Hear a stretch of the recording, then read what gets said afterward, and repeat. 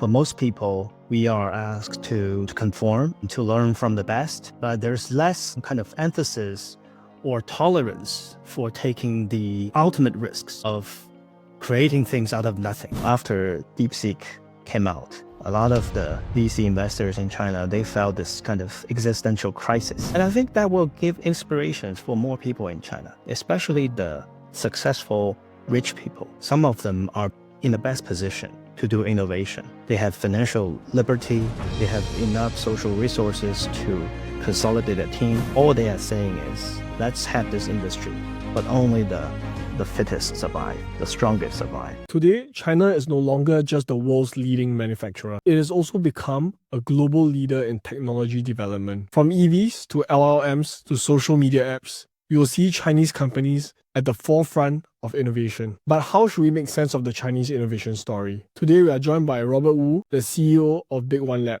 BigOne Lab has established itself as one of the best Chinese market intelligence firms, helping global MNCs navigate Chinese market changes. Robert is both an expert commentator and insightful writer on all things China related. As a paying subscriber to his newsletters, BigOne and China Translated, I can vouch that Robert's views are worth listening to if you really want to understand China. With that, I'd like to welcome Robert to the show.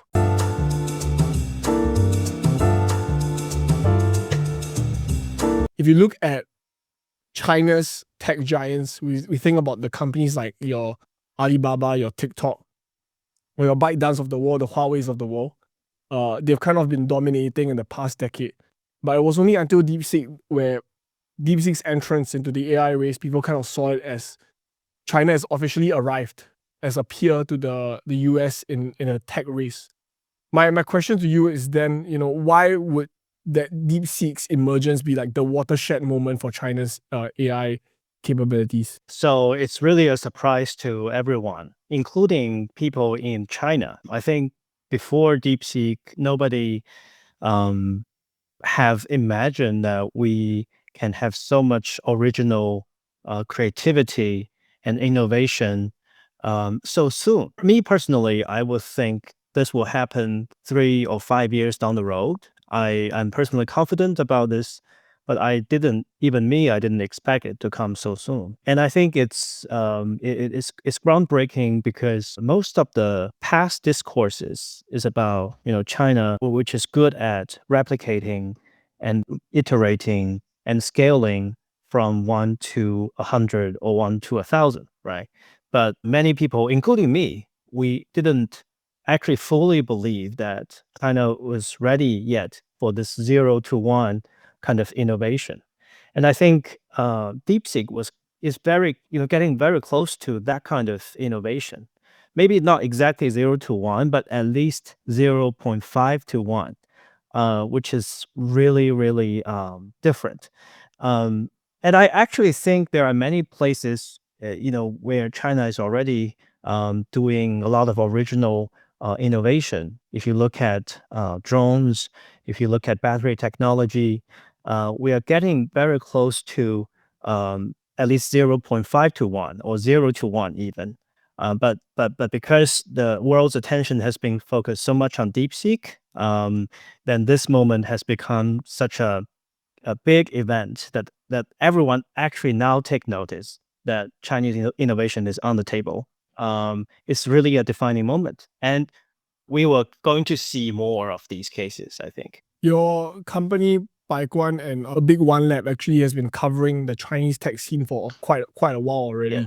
And you guys have kind of focused on translating, some of the innovations, or at least covering some of the innovations in China for the world to kind of appreciate and understand. I think it was you who kind of highlighted that, China could enter the AI race or even potentially emerge as a peer to the US.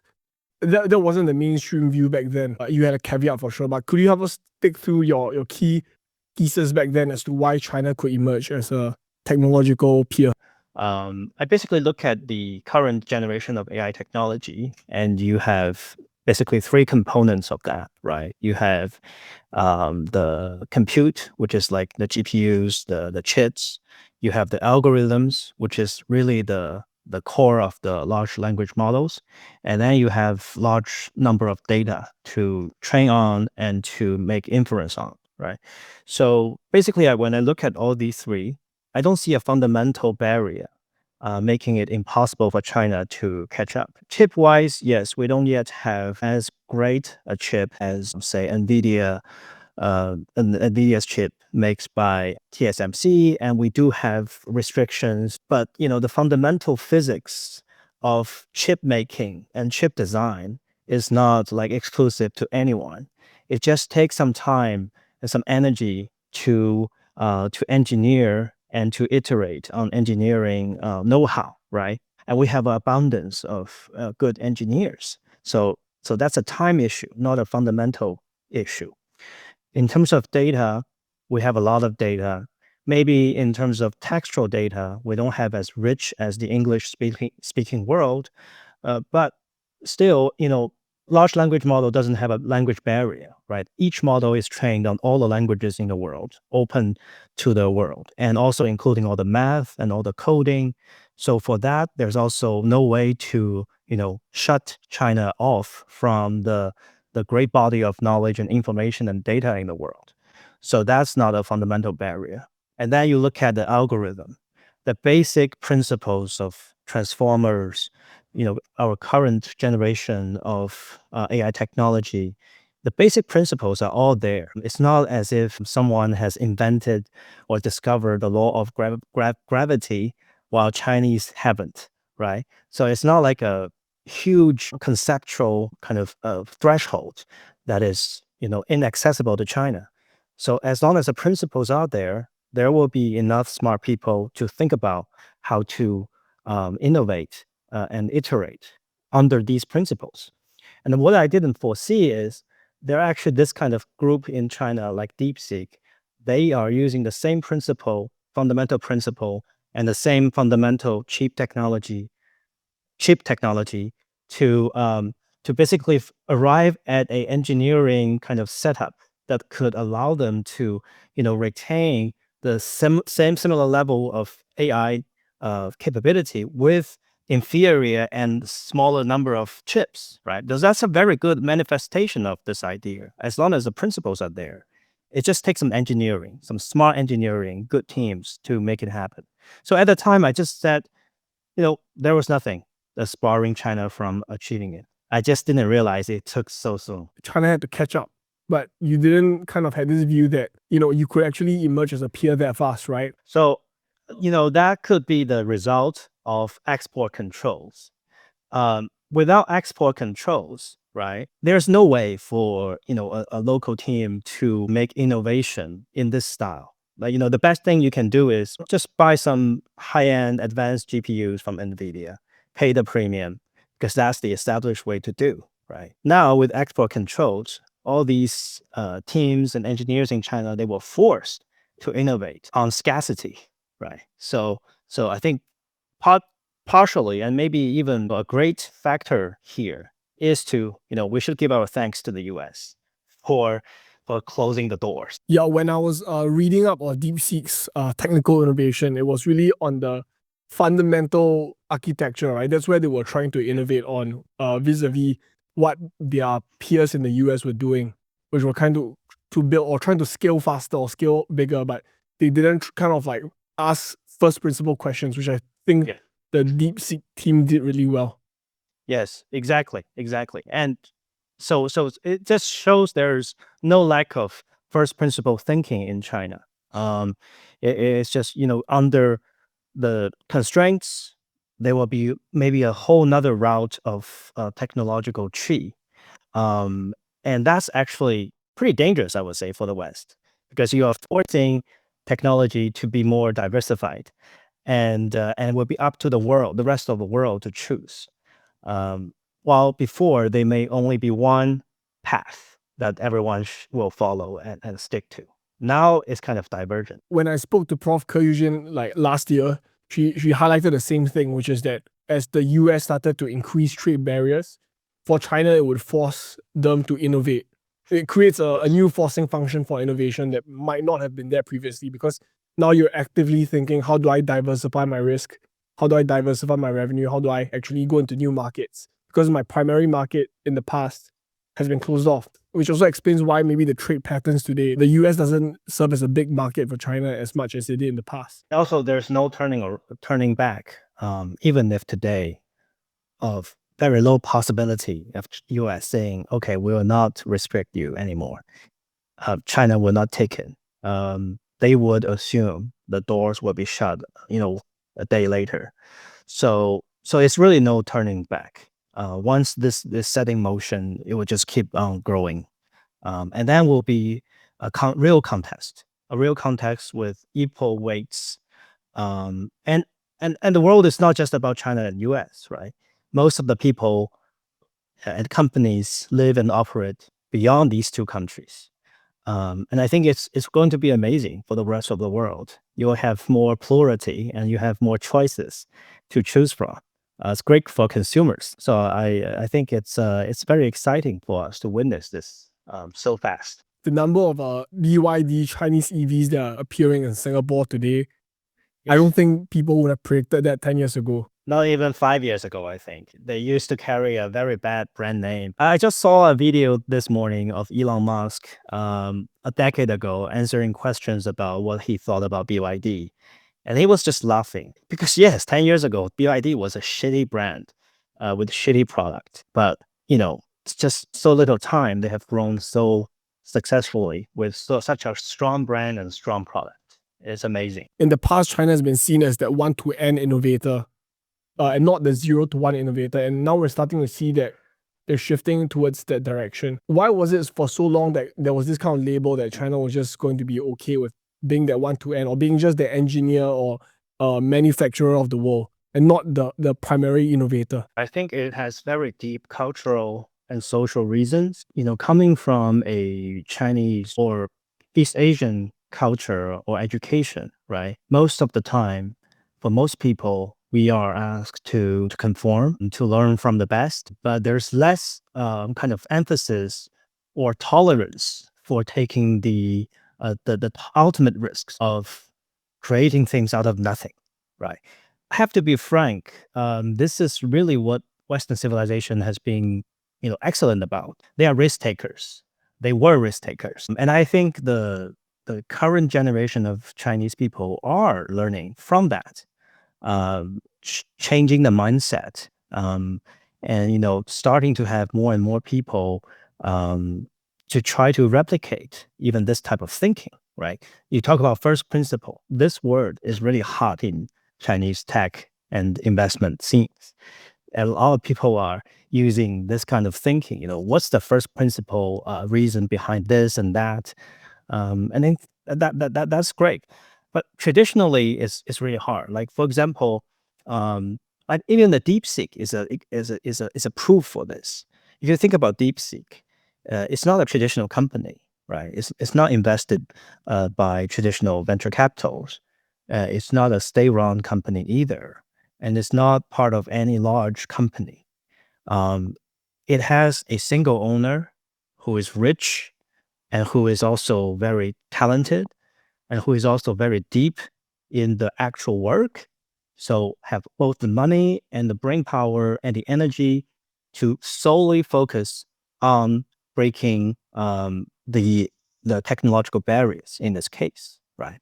So at this stage, it's not really a proof of the overall innovativeness of the China system, but it's actually more like a example or like a role model that more people can learn from. But just imagine if it's not this kind of team, let's say if it's a team of a larger company like Alibaba or ByteDance, right? And if you are someone working inside these bigger groups, and you try to convince your supervisors that, give me say 100 million budget, and we will do something as amazing as GPT 4.0. Just trust us, and we will make it happen. Right? It's just hard. That's my conclusion. I think at this point, it's still very hard to make a case for really groundbreaking innovation. And in order to do groundbreaking innovation, you have to have a lot of capital. You have to have a lot of talents to attract to you. right? So in most institutions, this will not be possible. But DeepSeek is fortunate enough to have this kind of setup where they can just call their own shots and make decisions based on what they believe in. So I have to say though, I don't think this, this mindset has been completely changed in China. But the examples of, DeepSeek, as well as many other successes, are bringing our mindset more and more towards original innovation. I think that's the significance of it in terms of this whole social and cultural evolution of modern Chinese. The founder was the founder of High Flyer Fund. It's a very interesting model in which they finance the creation of DeepSeek, because it's essentially a spin-off from their own firm. It was a hedge fund essentially that decided to develop this technology. You don't see that kind of model. It's not a VC funded company. It's essentially a hedge fund pet project. So the High Flyer Fund, Huanfang Lianhua, is one of the largest quant hedge funds in China. At their height, they have a asset under management, or AUM, of about 100 billion RMB. Yeah, which is like 15 billion USD at their height. So it's really remarkable, and they're making a lot of money from management fees, from their profits.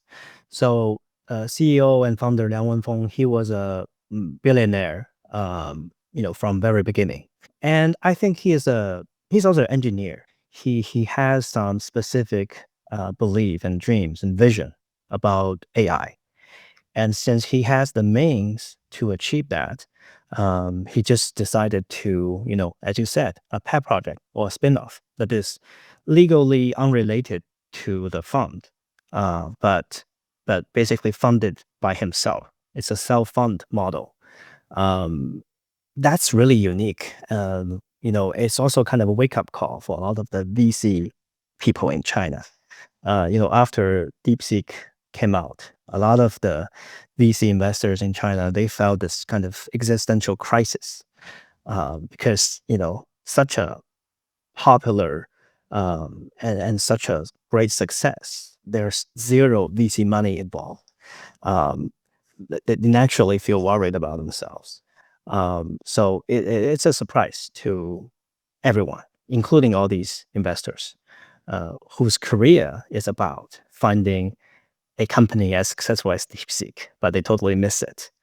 Yeah, so it's a unique model, and I think that will give inspirations for more people in China, especially the successful rich people, high net worth individuals in China.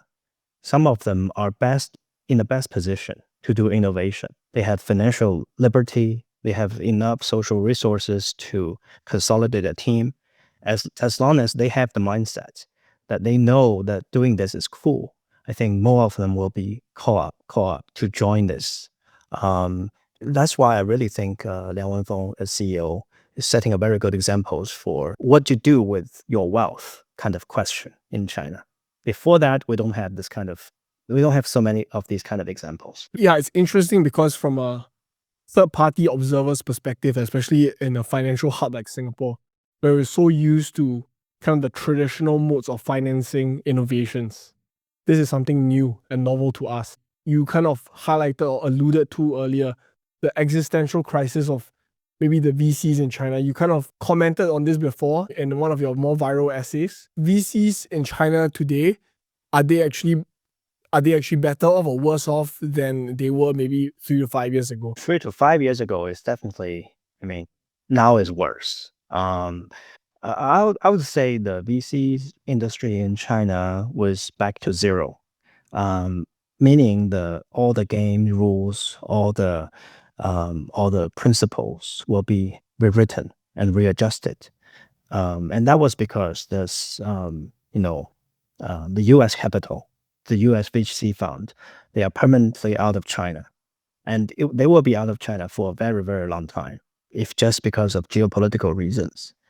And so that's actually the majority of venture capital money in China. So when they left, there was a big void, a big vacuum in China. And then, who is going to fill the vacuum? there are no college endowment funds. There are not much insurance money. All these evergreen capital that look at investments in a generational scale, right? There are none of these. So there are only government funds, which are really kind of rewriting the incentive structures in China, because it's government money. Government is very risk averse, but then you have to use all those risk averse money to fund high risk projects. There's fundamental disconnects over there, which I think they haven't really figured out a way to solve yet. So right now, I think everyone is experimenting with different types of models, right? DeepSeek represents one model, which is successful entrepreneurs themselves, get into the game with their money and with their talents. It's basically a self-funded model. But then there are also other innovations right now. For example, one of the largest VC funds in China called Qiming Venture, they recently acquired a listed company, basically listed company shell in China's A-share market. Um, and it's possible that they were planning to use a listed company to acquire and invest in startups or high growth companies. Um, that's also quite an interesting model, because nowhere in the world is a venture capital fund acquire listed companies and then use that one to invest, right? But it's all makes sense in China's context. We're just trying to figure out, what's the best way to support innovation with the right capital structures. It seems to me that the Chinese market actually is much more chaotic than the Western markets, in the sense of, on one hand, on the extreme end, you have some companies like Evergrande that went on and spin off 1,000 different things and tried to do 1,000 different things, and then it collapsed under its own weight. And on the other hand, you also have some firms like DeepSeek, essentially, where it looks like a pet project, but actually could spin off to something bigger. And I suppose this is all part of that process of experimentation within China. It's all about changes. It's all about making adjustments into, different changes in the macro environment. It's always changing fast, right? Like, say, if you think about this, 3 decades ago, nobody would believe that China can develop so much real estate and sell so much land, within such a short time. And now it was over. That age was over. And then we're trying to figure out another form of the economy. Everything happens so fast, and there's a lot of tolerance for changes in our society. The follow-on question I had was on industrial policy. Outsider, when you're looking at innovation in China, be it in the EVs, be it in hardware, consumer goods, even technologies like your AI and LLMs, there is a temptation to kind of chalk it up to state subsidies, to industrial policy. I think that often misses out the full picture. Sometimes you miss the whole point altogether. What's the flaw in kind of interpreting Chinese innovation through the lens of state subsidies? Yeah, I mean, this is like almost like a reflex. When people talk about great Chinese innovation or great products, the kind of reflex is, oh, because China is run by the party, and so all these companies are supported by the state, and it's because of the state support, the subsidies that contribute to their successes. But to be frank, these kind of assertion or belief do not follow basic economic principles, right? And China is not aliens. We are humans, and our economy is the same, almost the same with the rest of the world. We need to follow economic rules. The economic rules are, if a company's own success or main reason for success come from the state, right, it's very likely you will not have innovation. It's very likely you will have parasites trying to siphoning off state funds and become vested interests of yourselves, right? And it's really hard to believe that. It's actually the other way around. Just take an EV as an example. Yes, in the very beginning, because it's 0 to 1, because it takes some incentives for consumers to purchase more expensive EV products than the traditional ICEs. Um, yes, in the beginning, the government has to give some support to push the industry forward, right? At least give it a chance, right? But I think the beauty of many of China's industry policies, which I think the US and many other Western countries can learn from, is that you have to deal with this policy at a planned and tapering off way. What I mean is all these support, state support, subsidies, whatever, they cannot last forever.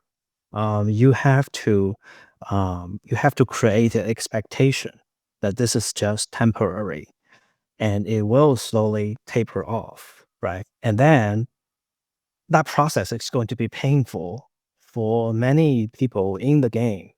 And actually, most of the people will suffer in the end. And that's the nature of this. If you think about the EVs, right? You now know, BYD, maybe NIO, maybe Xiaopeng, all these major players. But there, for each one of them, I bet there are at least 20 to 30 ones that were already dead. 5 years ago, there was a lot of companies trying to build EVs. There are many names you probably have never heard of. There was one in Nanjing called Byton, and they had like 1 billion USD of investment, all burned out and bankrupt. And there's so many such cases. And why? The government didn't come in and say, we try to create 100 or 200 or 300 EV companies by our support. All they are saying is, let's have this industry, but only the fittest survive, the strongest survive, right? So that's why, exactly why, that they make decisions on first of all tapering off the subsidies, which actually also happened to the solar sector as well. There was a big drop off in terms of state support. I think it's in 2018, which actually leads some companies to go bankrupt.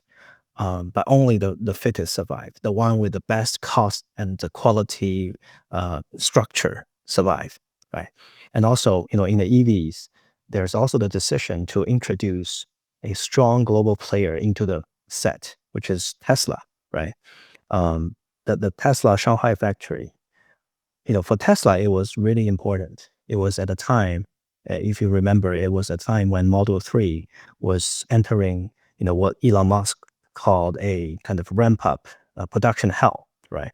They have to produce as fast as possible, but they were not able to catch up to the speed that they need to stay afloat until the moment they had a Shanghai factory, which was really rapidly built out with all the support, almost free for them to operate. And when China made that decision, China didn't say, "Oh, Tesla was too good," because at that moment Tesla was good, was better than any other Chinese EVs in China. Right at that time, BYD didn't have any chance. Nobody think they will ever match the quality and the brand name of Tesla. Chinese authorities, we didn't say, they are too good, let's shut them off to our market. No, they actually try to, invite them in. And we call it a catfish effect, right? Catfish was really strong and feisty. And you throw a catfish among a lot of sleepy fishes. It's actually one great motivation for some of them to stay stronger, to be stronger. So this is intentional introduction of competition, strong competition, to weed out the weak and to only keep the strong. That kind of thing, I actually hadn't thought, seeing it in the West. If you look at the US, the GMs, the Fords, they got a lot of subsidies, but they are not the source of the innovation anymore. And they basically have to rely on state and federal support to stay afloat, right? And sometimes I think it's because of this. People, when they look at China, they will assume Chinese companies, if they are successful, they must rely on state subsidies. And, but this is really applying what they were used to understand true innovation, which is, I think, is wrong-headed. You really have to, I think, again, to reiterate, the real secret sauce is this man-made hunger game that introduce competition, allow competition, yeah, and to accept the bankruptcy and the failures for many players. The second order effect is also that your supply chain also is going through an upgrading process, right? Because Exactly. now they need to source the parts internally to kind of achieve the economies of scale. And you kind of talked about that when Tesla came on to China, you also forced your battery providers, your parts providers to kind of improve their quality of their production as well. So then the ecosystem benefits as a whole. Exactly. And I think that's also a strong argument against the idea that, when some people, they think of China is always like replicating or even stealing technology. There may be, but I don't think that's the key thing here.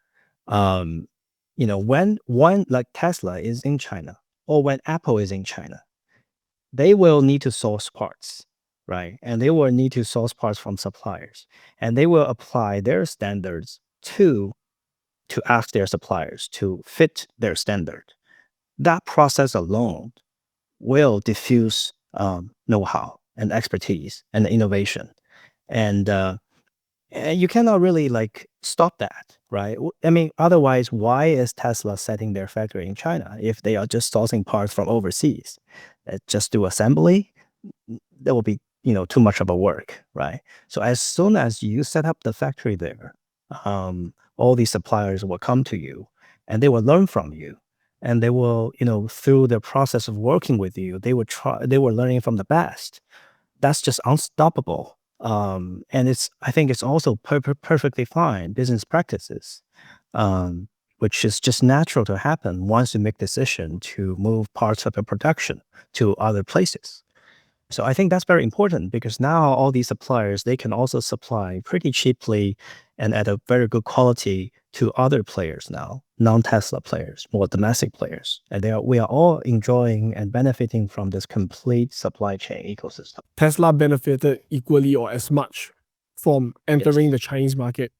How did they benefit? Exactly. Well, I think they benefit from two things, both on the production side and the consumption side. For the production side, again, I mean, in 2018 and 19, I think, I actually, at the time, I invested in Tesla stocks because I drove a Tesla back then, and I really loved the company, I loved the product. But I sold the stocks too soon because at the time, I knew the company was barely surviving. They are running out of cash. And you remember Elon Musk at the time was also very unstable. He sent out a tweet saying that he's going to take Tesla private, a lot of controversy going on. And I was just not sure this company can live. And the big bottleneck for them is to churn out as many cars as possible to get the cash flows, right? And in that context, Shanghai factory really saved them. It's their most efficient factory of the whole world, and they just keep producing a lot of cars that really give them a second life. More than half of Shanghai's production goes overseas, making the Shanghai port now a major vehicle export center for China. So that's key, right? And then you also have the market. The Chinese consumers are big EV buyers, and in Shanghai, if you look at the streets, there are a lot of Teslas everywhere. So they really get a big boost, both in terms of production and consumption. Without Shanghai, Tesla will go bankrupt, basically, I think. It's interesting that you have governments play such an active role, but also know where to stop. And I think that's actually a key point that I think Chinese government, even in Singapore, they're learning as well, that you at some point you can come in as a catalyst, but at some point you need to let the creative destruction take place if you need it to be. Exactly. The other question I had was related to the Chinese ecosystem as a whole. In maybe part you have these different tiers of cities, the tier 1, the tier 2 cities. But we're also starting to see a lot more more sophistication in the way China has evolved as a ecosystem for talent as well. Going back to the DeepSeek example, it's like most of the researchers there are now educated domestically in China. You don't kind of have that as much of a desire to kind of hire from Ivy Leagues. That was maybe more prevalent 15 to 20 years ago. A lot more of the innovations or more innovative startups are coming out from the other cities that previously did not get the shine, right? So I think Hangzhou is a good example where it's like really emerged as a top tech hub for China. What are the kind of secret ingredients that make those Hangzhous of China attractive for Chinese talent together? Hangzhou is successful, but so is, another city called Hefei, which is the home of many innovations and also many great companies like NEO, or and now there was this big fusion research center, nuclear fusion research center in Hefei as well, and so are many other cities. I think that just speaks to the fact that China is huge. 1.4 billion people is very hard to imagine for someone who was, maybe just, raised and born and raised in a small city or a small country. So, if you think about it, Shanghai and Beijing and all these cities you've remembered only accounted for maybe like 5% of China's population. Right. The great majority of the people do not live in the cities that you have heard of. So that's one thing. Another thing is, Chinese government always had this tradition of regional competition.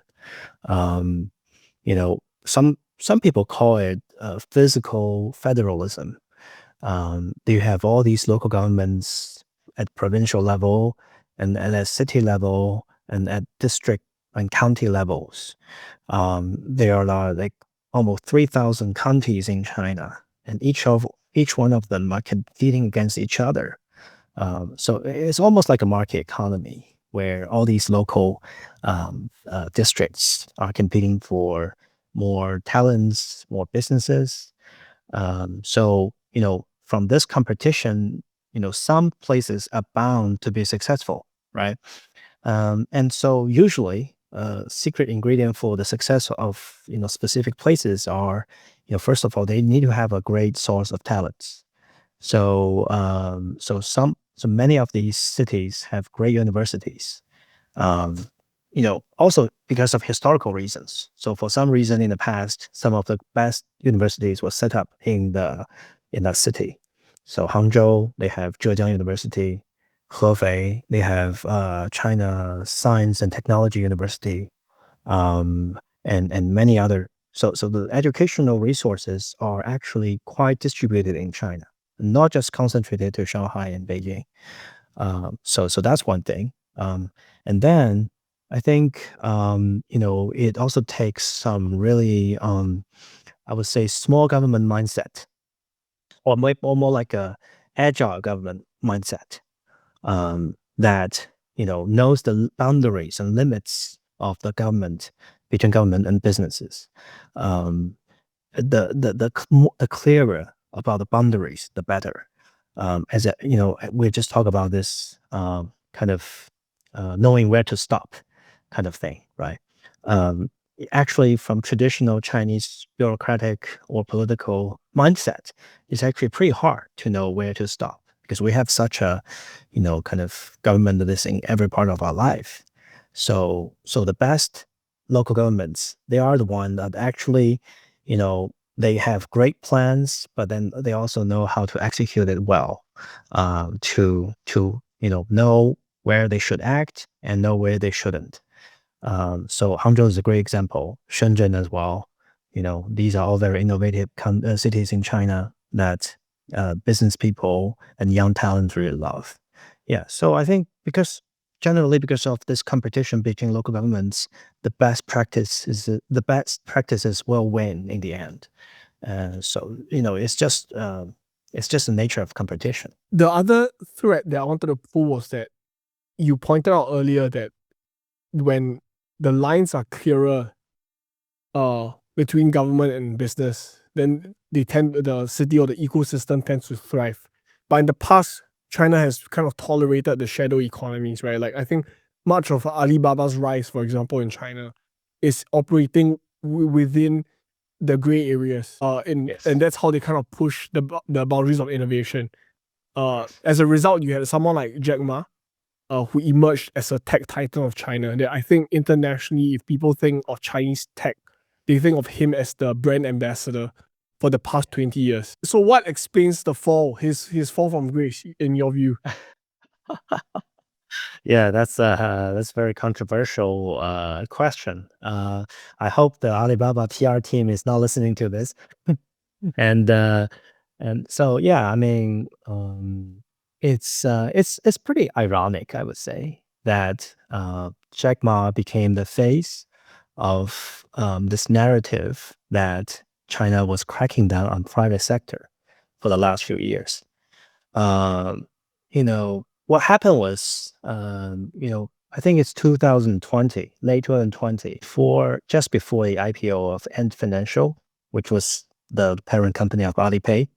Actually, just a few days before the planned IPO, he made a speech in Shanghai, the Bloom Financial Summit, and he basically argued that China's banks are all pawn shops. They are too old.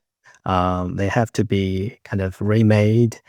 And that was like a trigger for the bureaucracy to kind of clamp down on this. And it was dramatic because the IPO was basically just canceled, which was really dramatic because the IPO was approved.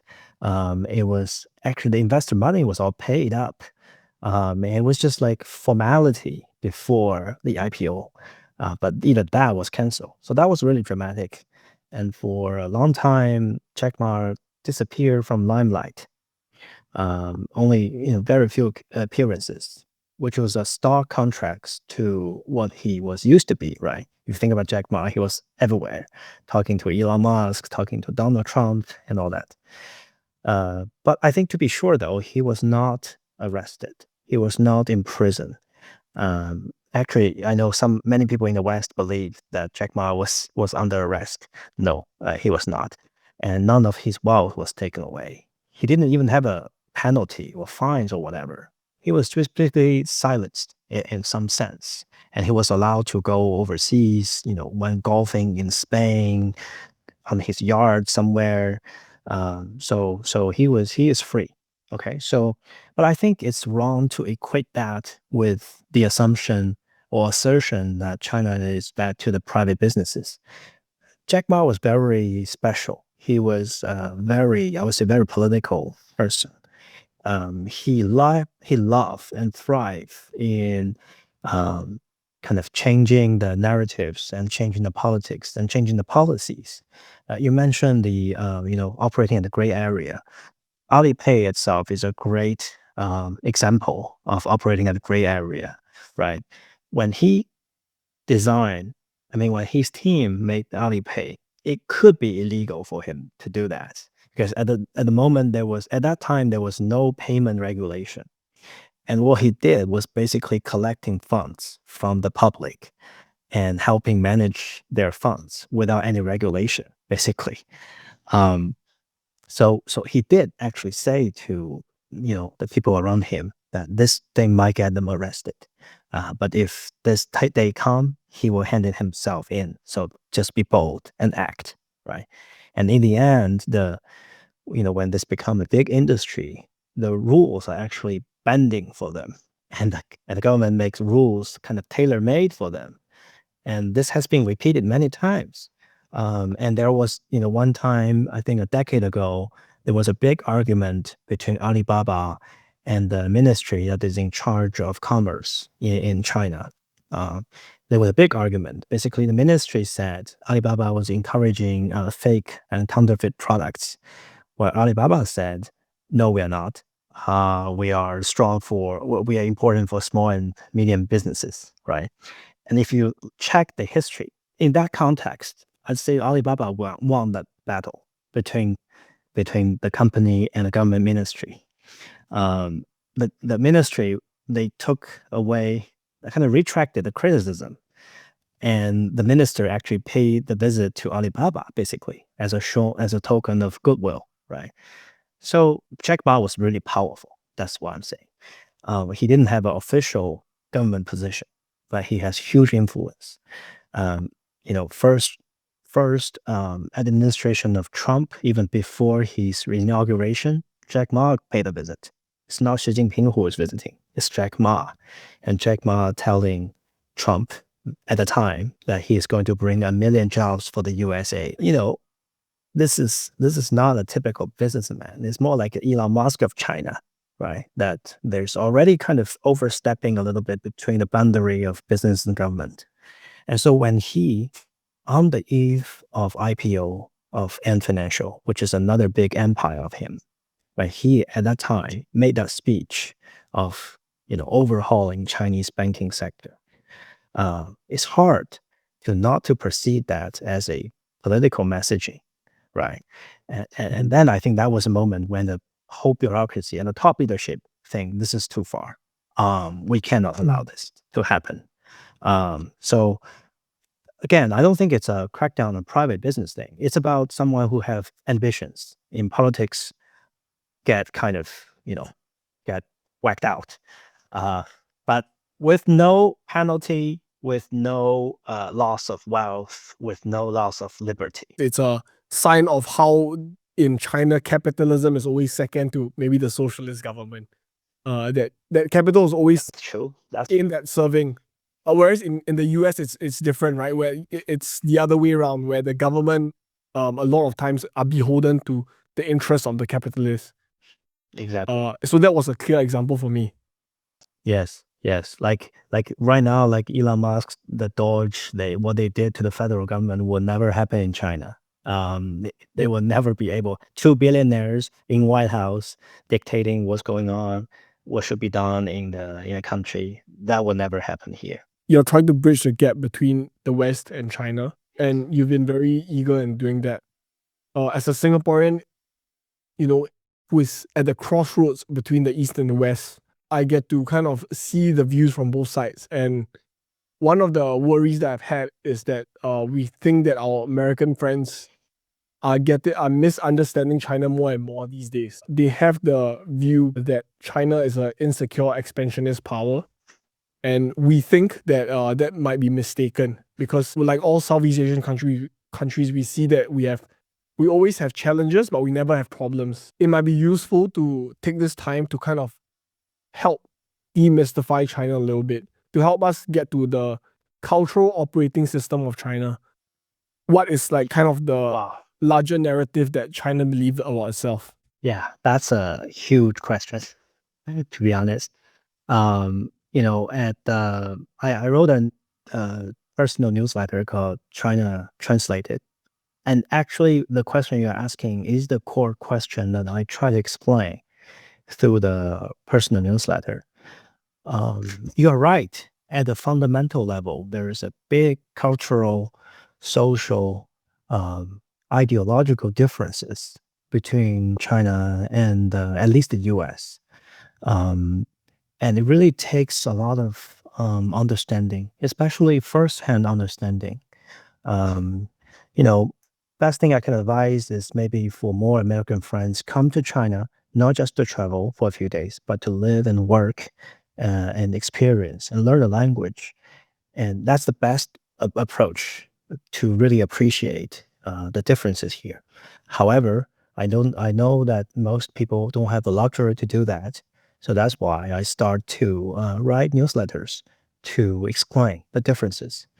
There are many, many differences, but I think at very fundamental levels, there are a few here, which is, um, I think, a very big difference between China and the West is, very different religious tradition. In the West, It's usually, it has several millennia of Christianity, um, which place a lot on preaching, on turning, preaching their good word, making many other people look like them, right?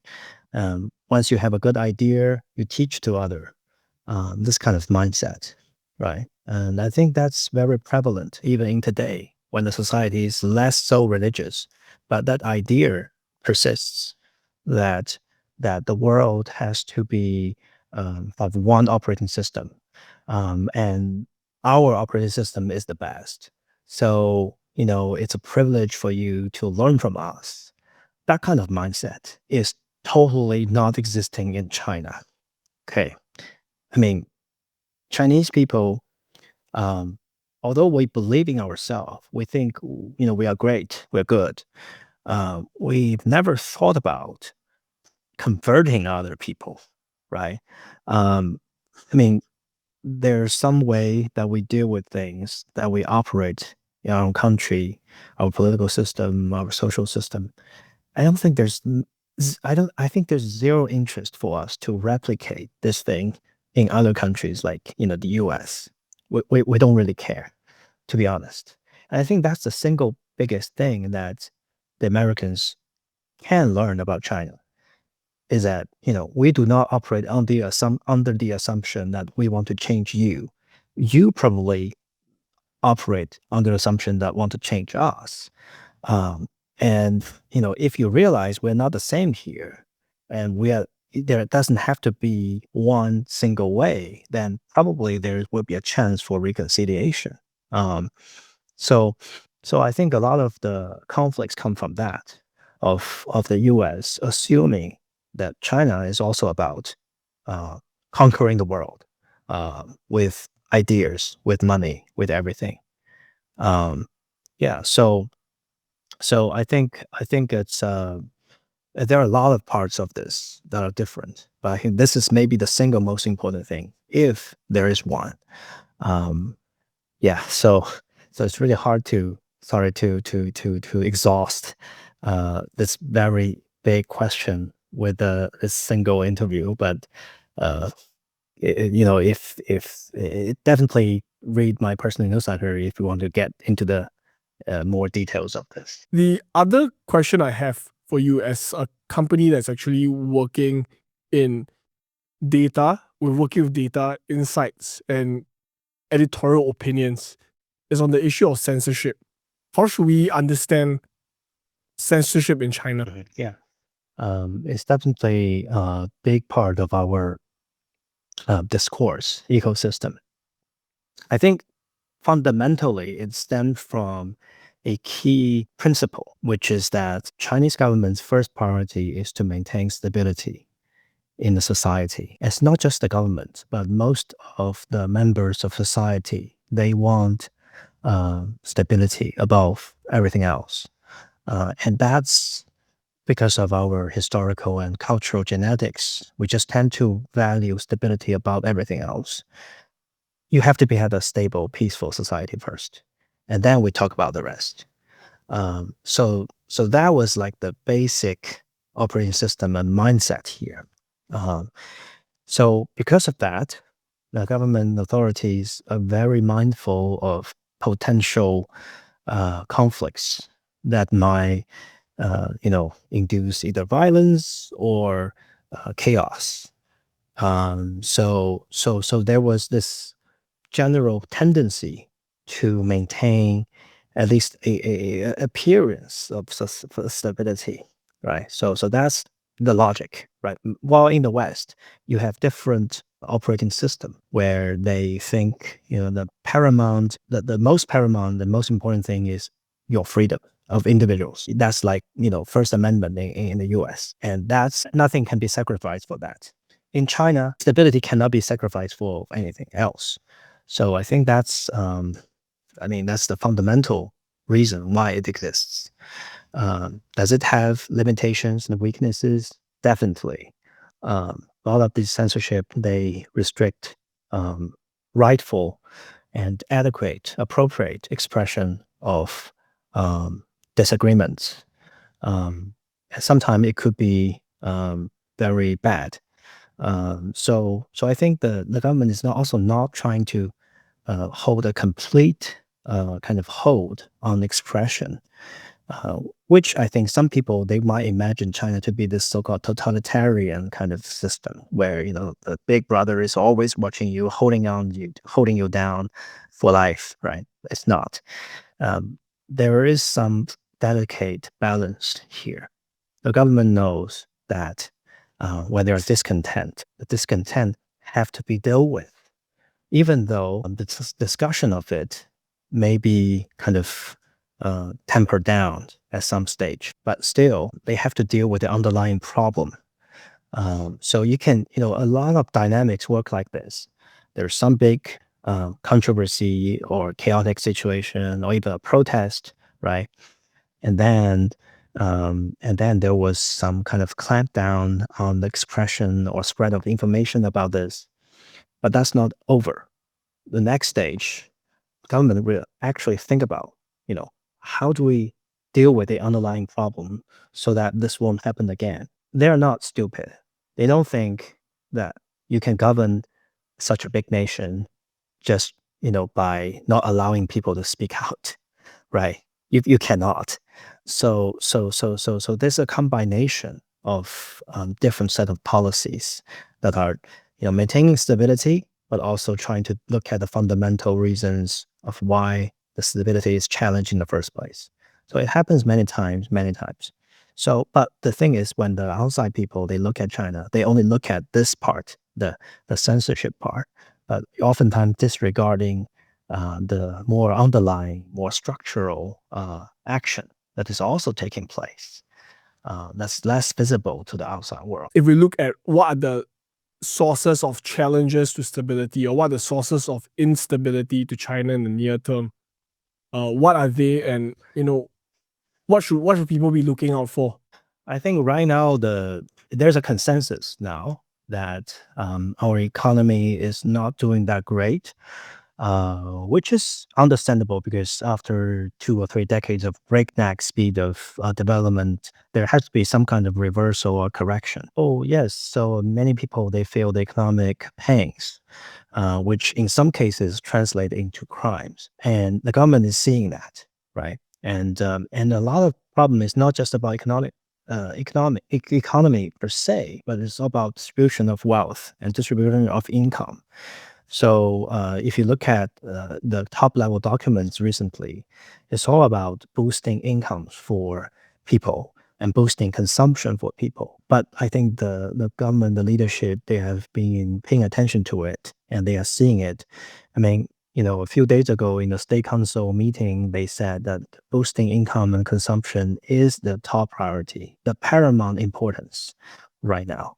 So it's actually listed out as the single most important thing to do this year for the government, right? So definitely, we are facing some headwinds, but we are working on it to try to stop that from spiraling into challenges for social stability. Where can people find your work? We write 2 newsletters. So one is the company's newsletter called BigOne, BAIGUAN. You can search for it. It's operated on Substack. And then there's also my personal newsletter called China Translated. China Translated. You can also search for it. It's more personal. It touches more on the more sensitive stuff, like my understanding of politics and social discourses, while the BigOne one is more about business and investment, so more practical, more pragmatic, and is tailor-made for investors or business owners or executives who have a stake in China. Last question for you is, you have to give advice to someone who is graduating out of university. I think just be bold, make mistakes, especially for students in the East Asian setting. Most of us don't like mistakes, and so we missed a lot of time. We waste a lot of time on copying from others. We don't have to. I mean, you only have one life. Just try something crazy when you are still, the cost for that is low, right? When you grow older, 10 years later, you will have way more cost for you to do crazy things. So, just be bold, test out things, make mistakes, and you will learn from these mistakes, and you will not regret for these mistakes. All right. With that, thank you, Robert, for coming on. Okay. Thank you. Thank you so much. Thank you for listening to today's episode. If you are watching this on YouTube, please consider subscribing and turning on notifications for whenever new episodes are out. If you're on Spotify or Apple, it would help us greatly if you could leave a 5-star review on those platforms. Once again, thank you for tuning in to the Front Row Podcast.